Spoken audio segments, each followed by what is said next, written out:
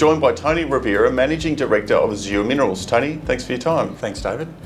The Andover project, always known for its nickel, can you firstly tell us about why the nickel side of things is so exciting?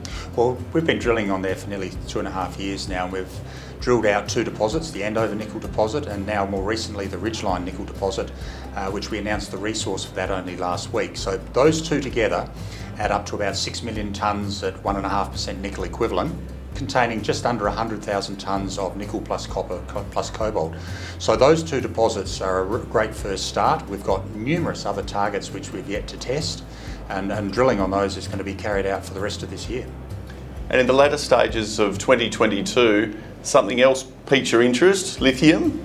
Yes. How did you find it and what does it mean? Well, we released the results in the latter part of 2022. We'd actually been working on it for probably 12 months prior to that, just undercover, if you like, and trying to work out whether it was the real deal or not.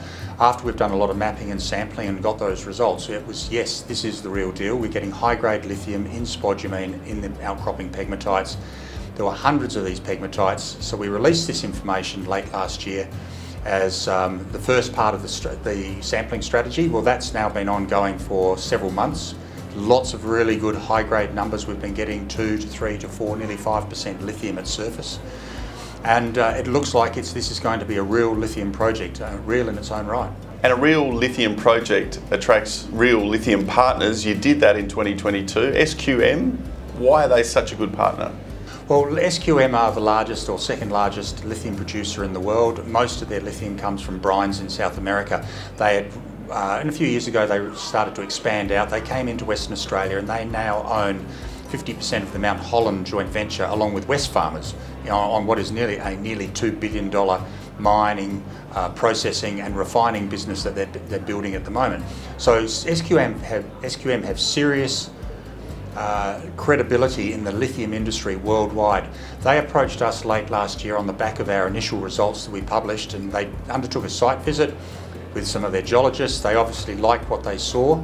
They came back to us and said, Tony, we think your Andover project has real possibilities of being a serious lithium body, and we would like to invest in your company. And so we discussed that, and then in the end they put $20 million into Azure for 20% stake in the company. Exciting times ahead for the company. Where to from here? Well, it's a dual pathway. The nickel in its own right is a very serious commodity to be chasing as well, plus the copper and the cobalt that goes with it. So we'll be continuing to explore and advance the Andover nickel project as quickly as we can.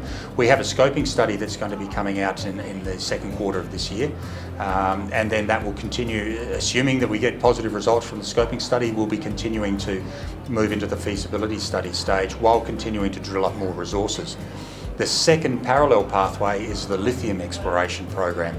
So, and at Andover, the nickel and the lithium are very closely associated, or at least in the same area as each other. So these 2 exploration programs will be run side by side. We have a dedicated lithium team, which will be drilling very shortly. And if they can hit in the drill holes what we're finding at surface, then the Andover lithium project could become a very serious contender as well. As I said, exciting times ahead for the company. A company definitely on the radar and one to watch. Azure Minerals. Look forward to following your success going forward, Tony. Thanks for your time. Thank you, David. It's a pleasure.